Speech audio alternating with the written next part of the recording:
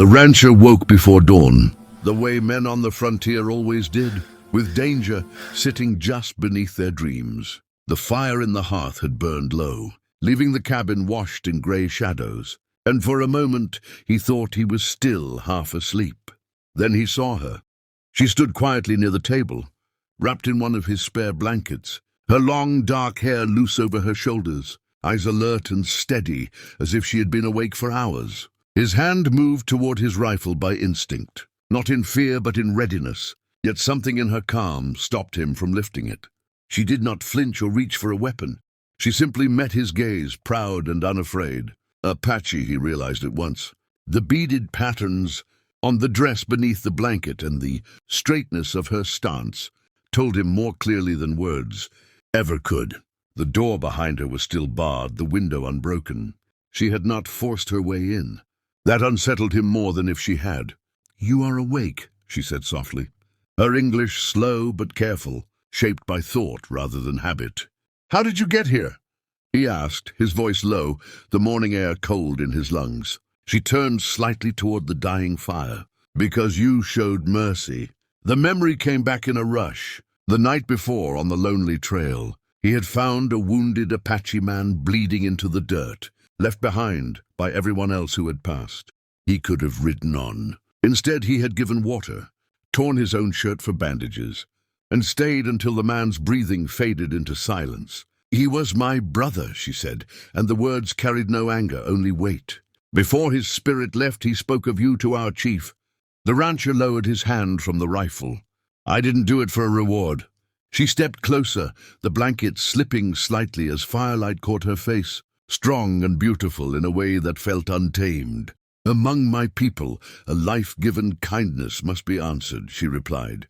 "A brave act cannot be ignored." Outside, faint hoofbeats circled the cabin, unseen but unmistakable.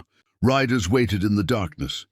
She looked at him then, not as an intruder, but as someone bound by choice and consequence. "I was sent as peace," she said quietly, "and I came because I wished to."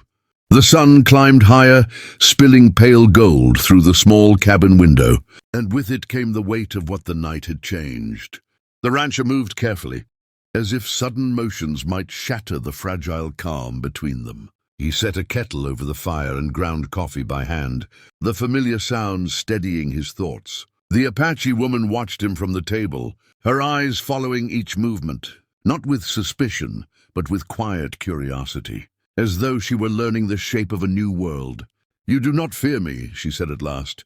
He glanced at her, surprised by the question. "I'd be a fool not to respect you," he replied. "But fear, no." She nodded, as if weighing the truth of his words. "Many men see my people and think only of blood," she said. "You did not." Coffee steamed between them as they sat, the scent filling the room. He studied her hands, calloused yet graceful, marked by a life lived outdoors. "You don't have to stay," he said again, more firmly this time. "Whatever promise your chief believes he made, I won't keep you here." A faint smile touched her lips, not mocking but knowing. "I was not traded like a horse," she answered. "I chose this path." She told him then how the council had gathered after her brother's death, how voices had argued for vengeance, others for silence. Finally, the chief had spoken of balance. A kindness must return kindness, or the land itself would remember the debt. Gold could be stolen. Blood would only call for more blood. But a woman given freely could build a bridge between enemies. "And you agreed?" he asked. "Yes," she said simply, "because I wanted to see the man who stayed when death was near." The days that followed unfolded slowly. She learned the ranch as if it were a living thing, helping mend a broken fence, feeding the horses, planting seeds in the hard soil behind the cabin. At night she slept near the hearth, never asking for his bed, never showing fear. He found himself listening for her breathing in the dark, comforted by the quiet proof that she was still there. When they rode into town together, the stairs came sharp and heavy. Whispers followed them down the street. The rancher stood tall, his presence a shield, though she needed none. She walked beside him with her head high, and in that shared silence, something unspoken began to take root. Trust, growing slowly but strong, like grass breaking through stone. Trouble arrived on the ranch with the sound of hooves and the smell of dust. Sharp and unwelcome, the rancher saw them first from the rise beyond the corral. A half-dozen men riding hard, rifles slung openly, their intentions written in the tight lines of their bodies. He felt the familiar tightening in his chest that came before violence and turned back toward the cabin. The Apache woman was outside, hanging freshly washed clothes, the morning wind lifting her hair. One look at his face told her everything.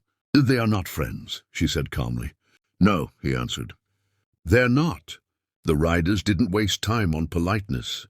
Their leader swung down from his horse, boots striking the ground with deliberate force. "Word spread you've got an Apache woman living here," he said, eyes cold and judging. "That kind of thing brings trouble. Best you hand her over before it gets worse." The rancher stepped forward, placing himself between them and her without thinking. "She's under my protection," he said. "You'll leave." Laughter rippled through the group, ugly and cruel. "Protection?" The man sneered. "From what? Folks like her don't belong on a white man's land." Before the rancher could answer, the woman moved to his side, her presence steady as stone. "I belong where I choose," she said, her voice clear and carrying. "And I chose here." The leader's smile faded. "You expect us to believe that?" The rancher felt the weight of the moment settle in his bones. "She's my wife," he said, the word coming out firm and certain. He hadn't planned to say it, but once spoken, it felt right, like a truth long waiting to be named. Silence followed, broken only by the wind. Then from the surrounding hills came a low, ominous sound, the whisper of movement. Figures appeared along the ridgelines. Apache riders emerging as if shaped from the earth itself. Weapons ready, eyes fixed on the intruders. The men from town shifted uneasily. They had expected one rancher, not an army. A voice carried across the land, strong and measured. "This bond stands," the Apache chief called out. "Harm them and peace ends today." Fear finally did what reason could not. The riders mounted up and fled, dust swallowing their retreat. When the hills fell quiet again, the rancher turned to the woman beside him. She met his gaze, surprise flickering into something warmer. "You spoke with courage," she said. He exhaled slowly. "I spoke the truth." And in that moment, the line between duty and choice disappeared entirely. The land softened with time, as if it too had accepted what had been chosen. Where suspicion once lingered, quiet understanding slowly took its place. The ranch became a meeting point of two worlds that had long refused to touch, and at its center stood the rancher and the Apache woman, bound not by fear or obligation, but by a growing sense of belonging. They did not rush into ceremony or celebration. Life on the frontier taught patience, and their bond deepened through shared labor and unspoken trust. She taught him her language in the evenings, shaping the words gently until he learned to hear meaning beyond sound. He listened to her stories of the mountains, of spirits carried on the wind, of a people who believed the earth remembered every step taken upon it. In return, he showed her how to read the sky for weather, how to calm a frightened horse, how to coax life from stubborn soil. Each lesson was an offering, freely given. When they finally stood before witnesses from both sides, there were no grand vows, no preacher, no music. A fire burned between them, and hands joined across its warmth. The Apache chief spoke of balance and honor. The rancher spoke only one sentence, simple and true, promising respect and protection. She answered with a vow of loyalty and choice. That was enough. Seasons passed. The whispers in town faded as people saw peace where they had expected chaos. Trade replaced tension. Children from nearby settlements watched the Apache woman ride past with curiosity instead of fear. The ranch itself flourished, fields greener, fences stronger, as though harmony had found fertile ground.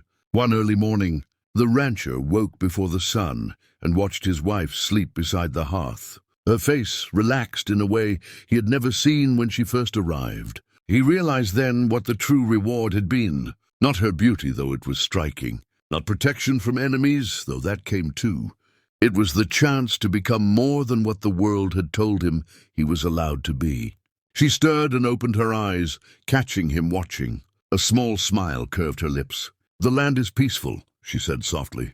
He nodded, reaching for her hand. "Because you are here." Outside, the prairie stretched wide under the rising sun, holding the story of a brave choice made in kindness and returned in love. In a hard and divided world, two lives had crossed not by conquest, but by courage, and the land remembered them kindly.